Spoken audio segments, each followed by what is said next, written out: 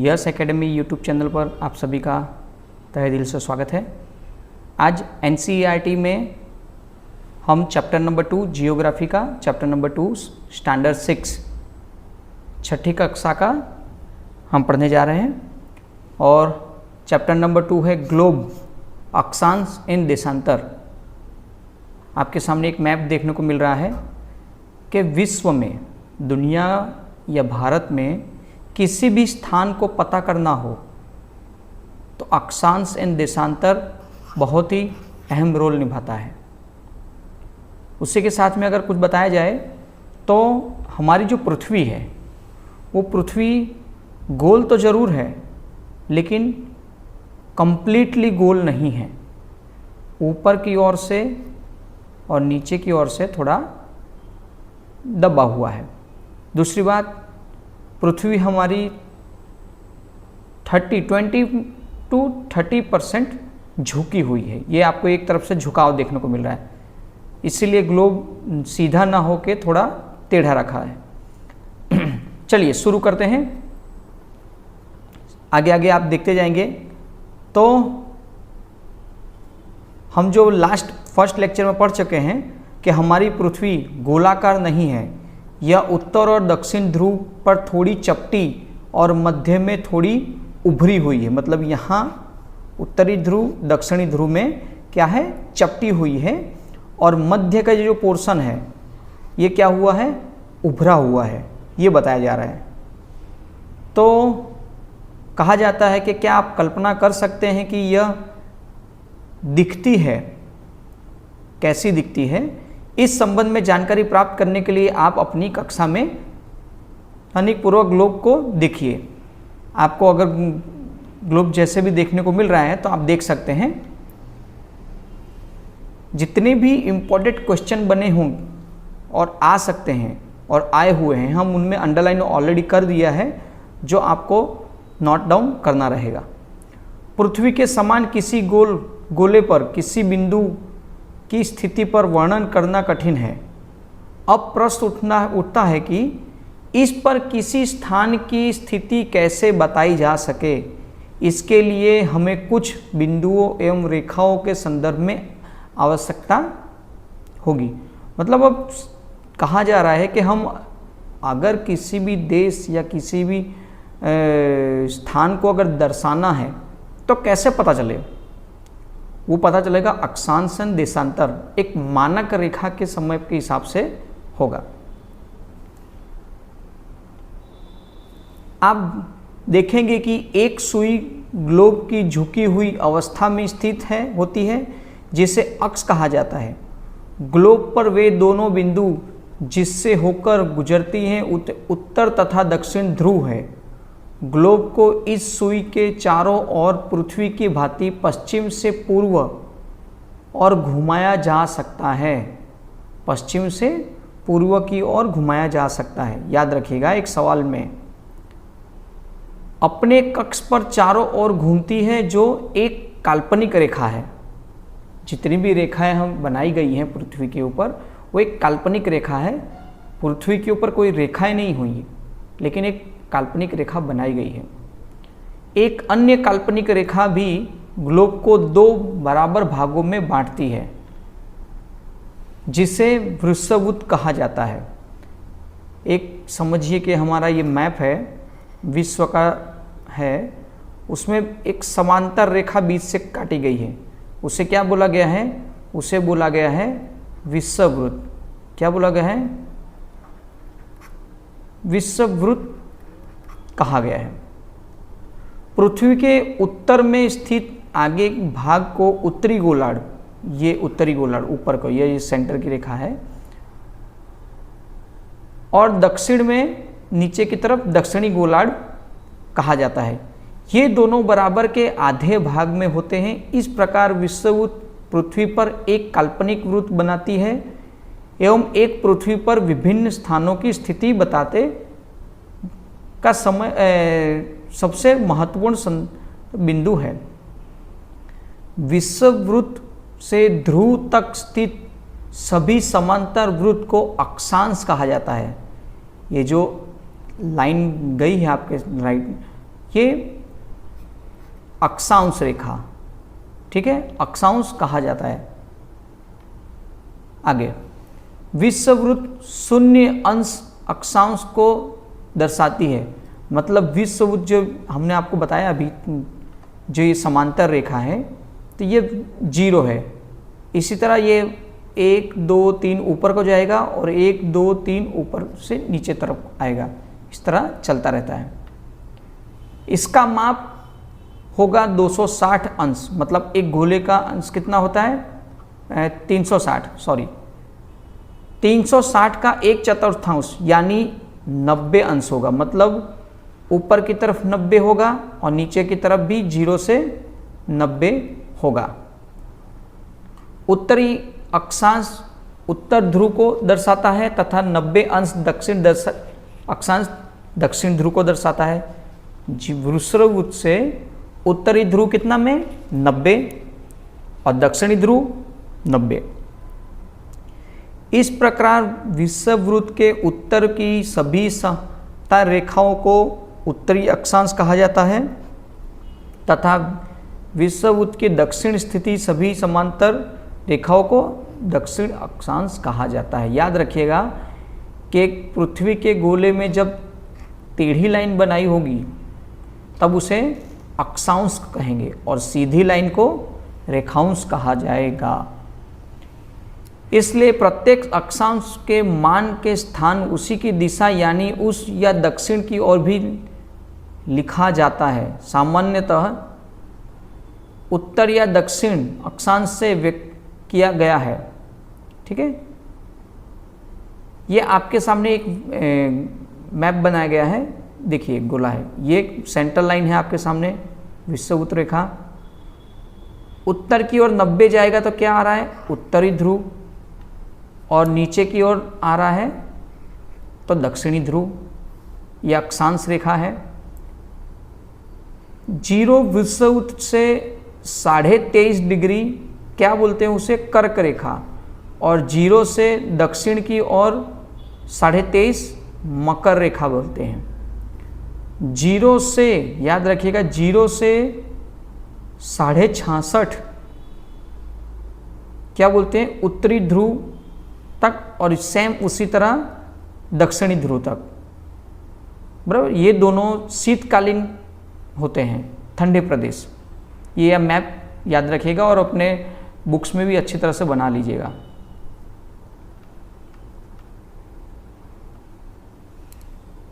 उत्तरी गोलार्ध में कर्क रेखा 23.5 और दक्षिणी गोलार्ध में मकर रेखा 23.5 आता है।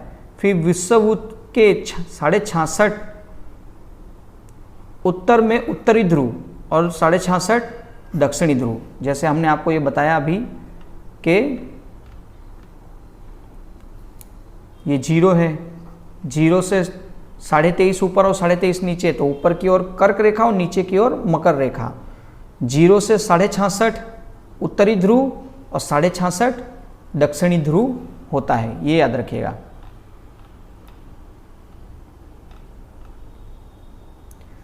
कर्क रेखा तथा मकर रेखा के बाद किसी भी अक्षांश का दोपहर का सूर्य कभी भी सिर के ऊपर नहीं होता। याद रखिएगा कि सेंटर में केवल क्या बोला गया है, कर्क रेखा और मकर रेखा के बाद किसी भी अक्षांश में दोपहर को समझो 12 बजे के समय में सूर्य सीधा नहीं होता, मतलब सिर की तरफ नहीं होता है। उत्तरी गोलार्ध में ध्रुव वृत्त एवं उत्तरी तथा दक्षिणी गोलार्ध में दक्षिणी ध्रुव वृत्त दक्षिणी ध्रुव के बीच के क्षेत्र में ठंडा बहुत होता है। याद रखिएगा उत्तरी गोलार्ध उत्तर ध्रुव और तथा दक्षिणी गोलार्ध दक्षिण ध्रुव एवं दक्षिण ध्रुव के बीच, जैसे देख सकते हैं कि आपके सामने मैप है। ये जितना भी यहाँ से ये पोर्शन बताया गया है, ये और एक ये दक्षिणी ध्रुव से ये हमेशा ठंडा प्रदेश रहता है, हमेशा बर्फ से ढका रहता है। अब आते हैं देशांतर रेखा। अक्षांश रेखा भी तक देखा, देशांतर रेखा मैंने आपको बताई सीधी रेखा होती है। जैसे हमने टेढ़ी रेखा बनाई अक्षांश बोला गया, उसी तरह सीधी रेखा। इस तरह जब ये बिंदुएं मिलते हैं तब एक प्लेस डिसाइड हो सकता है कि हम कहाँ पर किस जगह की बात कर रहे हैं। किसी स्थान की स्थिति को बताने के लिए उस स्थान के अक्षांश के अतिरिक्त कुछ और जानकारियों की आवश्यकता भी होती है। आप देख सकते हैं कि प्रशांत महासागर में स्थित टोंगा द्वीप एवं हिंद महासागर में स्थित मॉरिशस द्वीप एक ही अक्षांश में है। कितना है? 20 पर स्थिति है। उनकी सही स्थिति जानने के लिए हमें पता करना होगा कि उत्तरी ध्रुव और दक्षिणी ध्रुव दोनों संदर्भ रेखा पूर्व या पश्चिम की ओर स्थानों की दूरी कितनी है। इस संदर्भ में रेखाओं को देशांतर युगांतर से कहते हैं। अब देखिए, ये 0 डिग्री है, जैसे अभी ऊपर बताया गया, तो हम उसको एग्जांपल दे रहे हैं। उन्होंने 20 बताया, तो ये सेंटर में आपके 0 है। अब एक यहाँ पर 20 में है और एक यहाँ पर 20 में है। 0 डिग्री कहाँ है?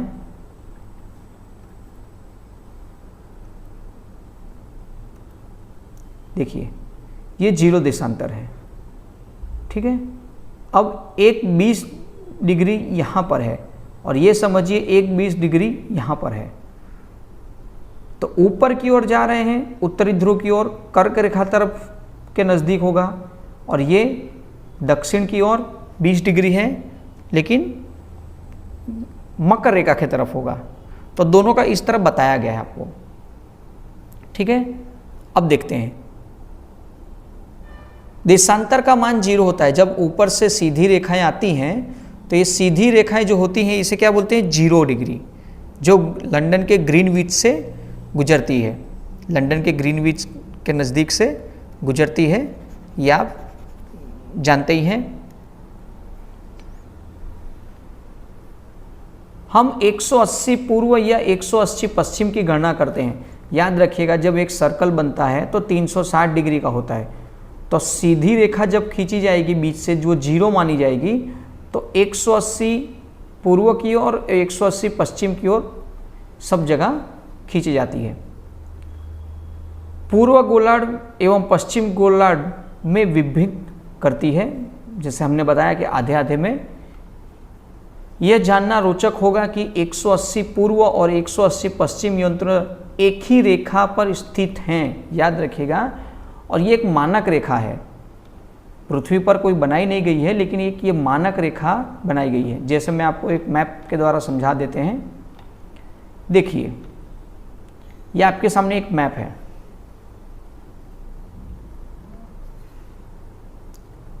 आप यहाँ देख सकते हैं, ये ग्रीनविच रेखा है, ठीक है। ये 0, हम ये 0 रेखा कहते हैं।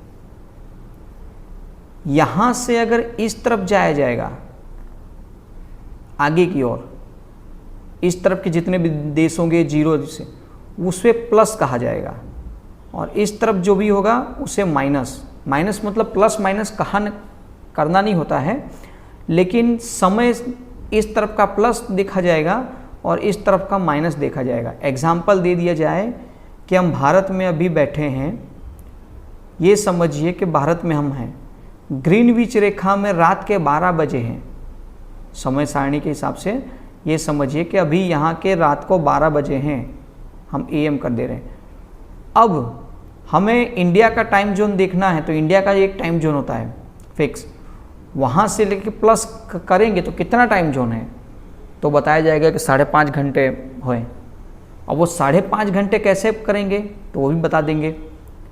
दूसरी बात, ये देशांतर रेखा इस तरफ 190 180 है और इस तरफ 180 है। अक्षांश रेखा जो टेढ़ी रेखाएं खींची जाती हैं इसमें, तो वो नीचे 90 और ऊपर की ओर भी 90 है, तब जाके वो एक बिंदु का आकार लेती है और हम देशांतर, अक्षांश और देशांतर के बारे में समझ पाते हैं। फिर बाद में सेंटर लाइन है एक, आपको बता दिया जाए अभी से। ये सेंटर लाइन एक जा रही है जिसे विषुवत कहा जाता है। वहाँ से 23.5 डिग्री और यहाँ भी 23.5 डिग्री, तो जीरो अक्षांश के ऊपर की रेखा जो गुजर रही है वो कर्क रेखा है और नीचे की ओर से गुजर रही है वो मकर रेखा है।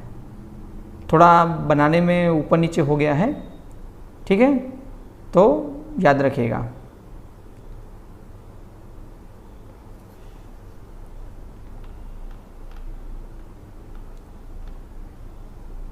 अब विश्व में अक्षांश और रेखांश के बाद, देशांतर के बाद, अक्षांश देशांतर के बाद अगर हमें किसी देश का समय जानना हो तो कैसे जान सकते हैं?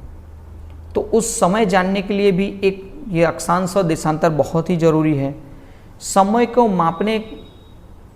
को मापने का सबसे अच्छा साधन पृथ्वी, चंद्रमा एवं ग्रहों, क्या बोला जा रहा है, पृथ्वी, चंद्रमा और ग्रहों की गति है। ये एक पुरानी पद्धति के हिसाब से बताया गया है और बहुत ही आसान है, ठीक है। तो देखते हैं, पृथ्वी पश्चिम से पूर्व की ओर चक्कर लगा रही है। क्या बोला गया है? पृथ्वी ये गोल आकार है। अब एक सवाल कई बार पूछा गया कि पृथ्वी कैसे घूम रही है, तो पृथ्वी घूम रही है ऐसे, पश्चिम से पूर्व की ओर, ठीक है, लेफ्ट टू राइट, पश्चिम से पूर्व की ओर। ग्रीनविच के पूर्व में, अंतःव्यय स्थान जो ग्रीनविच के पूर्व में है उनका समय ग्रीनविच समय से आगे होता है। मतलब ये समझो कि ये रेखा है, यहाँ से पूर्व की ओर उनका समय क्या बोला गया है? प्लस, और ग्रीनविच से पश्चिम की ओर, ये पश्चिम है, इनको क्या बोला जाएगा? माइनस, ठीक है। पृथ्वी लगभग 24 घंटे में अपने अक्ष में 360 डिग्री घूमती है। अंततः 1 घंटे में 15 अंश, याद रखिएगा जितने भी रेखाओं से कितने हैं? 180 है, और इस तरफ भी 180 है। तो एक एक देशांतर की बात हो रही है। 1 घंटे में 15 अंश घूमती है। कितना घंटा घूमती है? तो देखिए आपके सामने लिखा है 24 घंटे में 360, 1 घंटे में 15 और 4 मिनट में 1 अंश घूमती है। याद रखिएगा ये समय सारणी के लिए बहुत ही इंपॉर्टेंट पॉइंट है, इससे आपको कैलकुलेशन में मदद मिलेगी। जब ग्रीनविच में दोपहर को 12 बजे हो, याद रखिएगा दोपहर में 12 बजे हो, तब ग्रीनविच से 15 पूर्व में समय क्या होगा?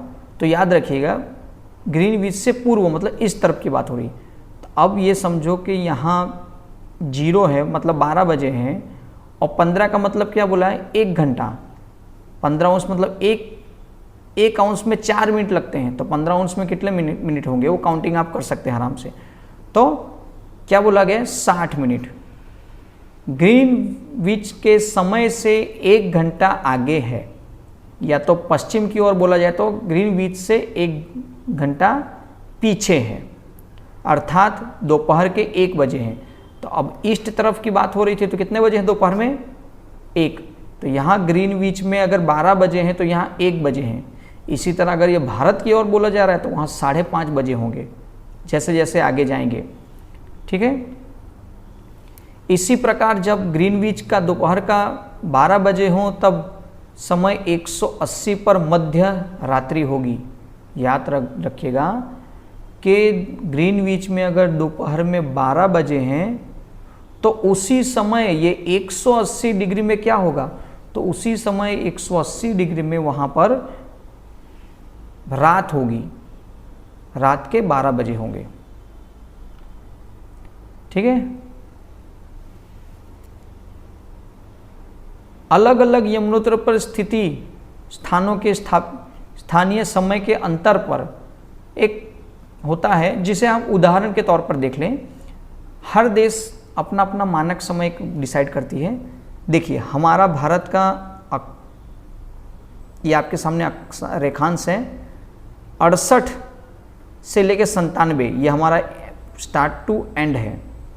हम आपको बता दें ये ग्लोब है, यहाँ भारत है, तो यहाँ स्टार्टिंग से लेके यहाँ एंडिंग तक कितना आ रहा है?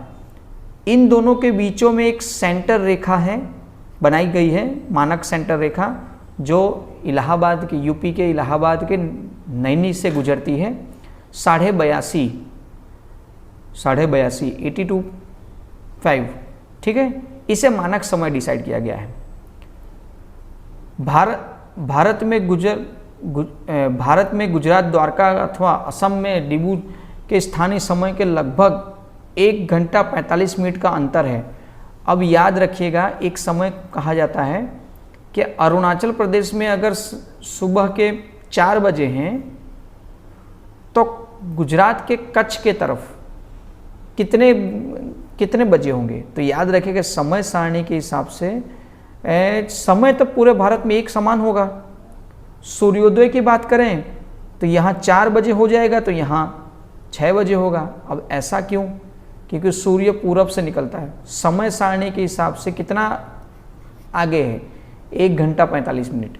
तो आपको अगर क्वेश्चन में पूछा जाए कि अरुणाचल प्रदेश से कच्छ में समय के हिसाब से कितने मिनट का अंतर है, तो अगर आपके पास 1 घंटा 45 मिनट का ऑप्शन लिखा है तो वो करेंगे, अथवा तो 2 घंटे 2 आवर्स, ये फिक्स रहेगा। स्थानीय समय को देशांतर का मापन समय माना गया है। स्थानीय समय को पूरे देश का मानक समय माना जाता है। भारत में 82.5 पूर्व को मानक यमूत्र माना गया है, ये याद रखिएगा। ठीक है दोस्तों, भारत एवं इंग्लैंड के बीच एक क्रिकेट मैच, हम एग्जांपल देखते हैं। मैच लंदन में 2 बजे शुरू होगा, अर्थात भारत में समय अनुसार मैच शाम को 7:30 बजे शुरू होगा। क्यों होगा? देर रात्रि में समाप्त होगी। क्या आप जानते हैं कि भारत एवं इंग्लैंड के बीच का समय अंतर कैसे है? तो भारत के से ग्रीनविच की कितनी है? 82.2 स्थिति है। यह समय ग्रीनविच समय से 5.5 घंटा 30 मिनट आगे है। जब लंदन में दोपहर में 2 बजे होंगे तब भारत में शाम के 7:30 बजे होंगे। अब सीधा सीधा है कि वहाँ अगर 12 बजे हैं तो 5:30 बजे आया था, तो अगर 2 बजे हैं तो 7:30 बजा होगा। ये एक अनुमान के हिसाब से फिक्स है। कुछ देशों में देशांतर विस्तार अधिक होता है, जिसके कारण वहाँ 1 से अधिक मानक समय अपनाए गए हैं। उदाहरण के लिए रूस में 11 मानक समय पृथ्वी को 1-1 घंटे वाले 24 समय क्षेत्रों में बांटा गया है। इस प्रकार प्रत्येक समय क्षेत्र 15 अंश देशांतर तक क्षेत्र को घेरता है। विश्व में बात करें तो एक रसिया है। हमारा मानक समय 1 है। भारत की बात करें तो रसिया का जो पौड़ाई है वो ज़्यादा ही है, तो उसने 11 मानक समय रखे हैं विश्व के हिसाब से। तो ये एक मानक समय था। तो आपने समझ लिया होगा कि चैप्टर नंबर 2 एनसीईआरटी का जियोग्राफी में क्या बताने चाहता है। देशांतर, अक्षांश देशांतर, मानक समय किस तरह बनता है। और ये कुछ क्वेश्चंस हैं जिन्हें आप स्क्रीनशॉट ले सकते हैं और क्वेश्चन का आंसर लिखेंगे। बहुत ही अच्छा रहेगा अगर ये क्वेश्चन आंसर भी आप अगर नोट्स में उतार रहे हैं। उसके बाद में कुछ क्वेश्चन ऐसे हैं जिसमें केवल सही का टिक करना है कि कौन सा सही है कौन सा गलत है। आप इन्हें भी लिखिए आराम से। और ये खाली स्थान, फिल इन द ब्लैंक्स, कि मकर रेखा कहाँ पर स्थित है, तो सिंपल सी चीज़ है, आपको पता है 23.5 डिग्री दक्षिण की तरफ। ठीक है, तो इस तरह क्वेश्चन आंसर भी सॉल्व करिए।